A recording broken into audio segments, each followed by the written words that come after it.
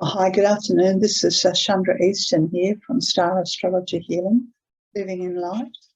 I'm an esoteric astrologer, and I just wanted to chat to you about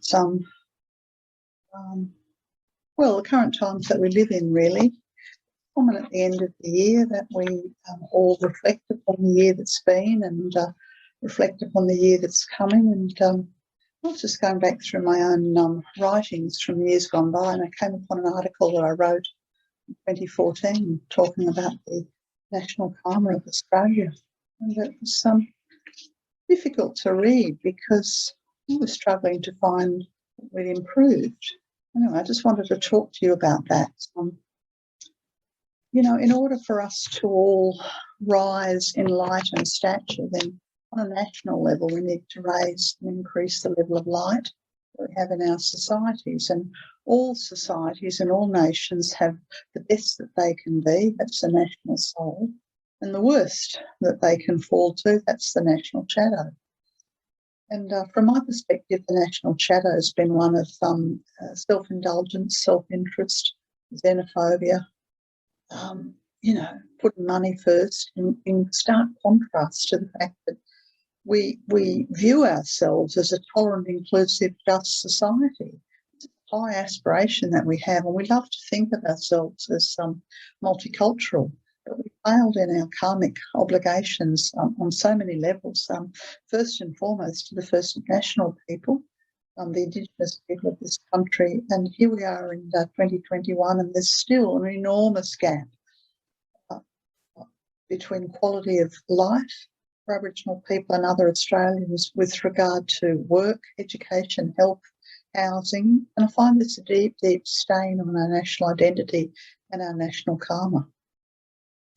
So to me, that's the biggest karmic issue that Australians have to face, and we have failed to pay attention to the call for treaty and Makarrata and to be included in decision making that the Aboriginal First Nations people, their leaders, brought to the government a couple of years ago. Another one of our policies that I've found abhorrent is our policy where we've been heartless and cruel and draconian to people seeking shelter and sanctuary in this country, despite the fact that we're a signatory of the United Nations Refugee Convention. Decades now we've been locking up children in the desert, in islands off the country, deporting people back to war-torn zones, and all because we've been trying to defend our own way of life. And I find this to be very selfish and deeply, deeply disturbing.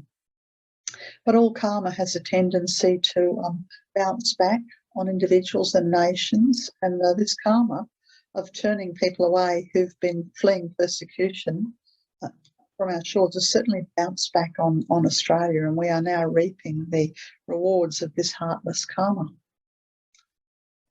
We've failed to be compassionate. So that's a very major issue.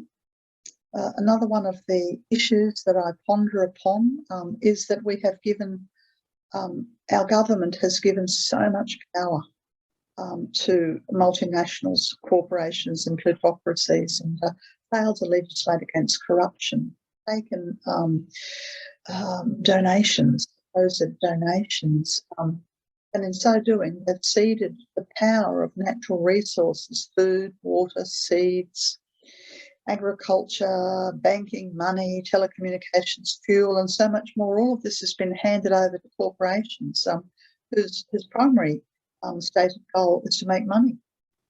And so we've lost control of the country, and the government has done this by handing over the power and getting wealthy in the process.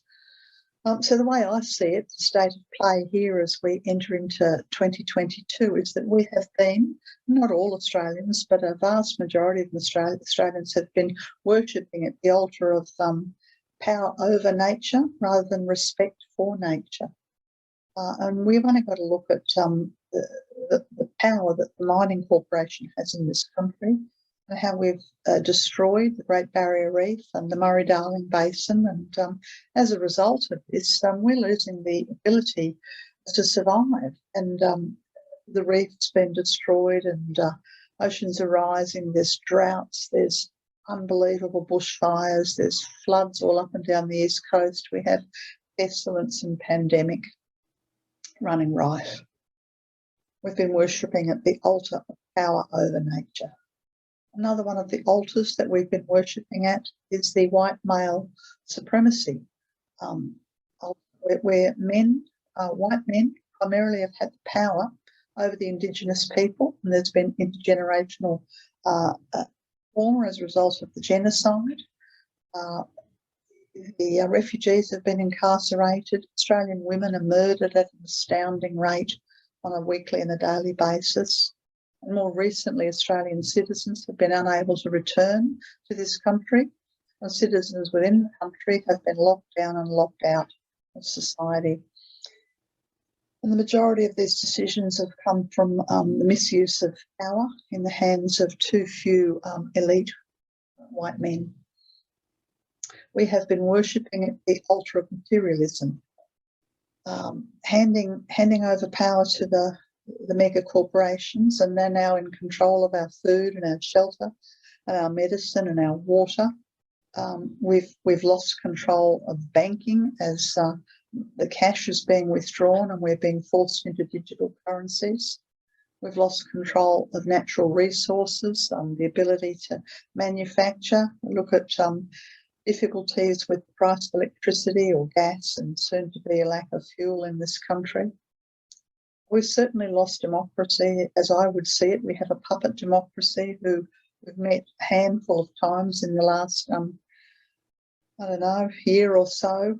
They were forced, they basically wanted to absent themselves from governing. We have a puppet democracy. We've certainly lost a lot of individual personal freedoms, all in the name of protecting each other and keeping each other safe. We've been locked down and locked out, not just a small minority of people, but a large percentage of the Australian population. We have worshipped at the altar of communication and technology. As a result of this, we've lost our open, free media and journalism that's scrutinised and examined. We've certainly lost individual privacies, and we're now ushering in the social credit system into the Australian government based on the QR codes and the digital signatures and what do I know. We've lost basic human rights. We've been worshipping at the altar of science and medicine, and as a result of this, we've lost our capacity for choice around a natural medicine or natural food. More recently, large swathes of the populace have been coerced by the state governments into the loss of bodily autonomy. Think about the vaccine mandates. For the last 20-odd years or so, education for all was removed and became education for the wealthy. And the karmic consequences of this are, to my mind, that as the pandemic's unfolded, the university system's begun to crumble. Despite this plethora of altars we've been worshipping at, I do see signs of hope. There are tens of thousands, maybe more, hundreds of thousands of Australians who are searching for deeper meaning. As an astrologer, I meet them and I encounter them all the time. We are beginning to pay attention to the Indigenous farming practices, how to handle fire, how to care for country. It's wonderful to see that inclusive communities are forming where we share food and we barter, we share housing. There's a collaborative effort happening. Many new ways of working with science, with the new earth and the new sciences will be coming from the younger generation, and maybe not so younger generation. Slowly, ethical, principled, standing leadership is emerging, though it's very hard to see it in our governments. And it is absolutely brilliant to see that despite the fact that we've lost free press, certainly on the airwaves and on the radio, the televisions, that independent free press is emerging. I don't know who it was who said that without vision the people perish. But when we create walls of protection and defence because of self-interest or apathy or fear, we lose our vision and then we lose our heart. And it seems to me that Australia's lost its way and lost its heart. Esoterically, we know that Australia has a destiny, an opportunity to become a doorway for the Western world, for the entrance of greater love and compassion. But it seems to me at this juncture we're a long way from that. And so it's up to us to be the change that we wish to see in our world, to lift our voices in protest and to proclaim on behalf of those who have no voice. We have to lift our eyes to a higher vision and raise our voices in the name of liberty.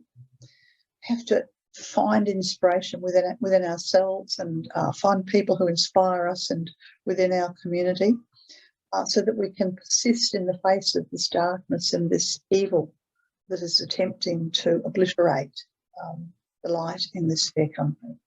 If we can all do this, then once again, I certainly would be able to stand for and be proud of being an Australian. And I hope that you would stand with me. This is how I see it. This is the challenge that we have before our country.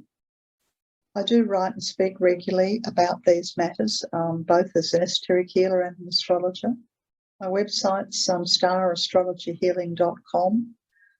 You'll find me through that or through social media, and I look forward to connecting with you soon. It's just been Chandra. Bye for now.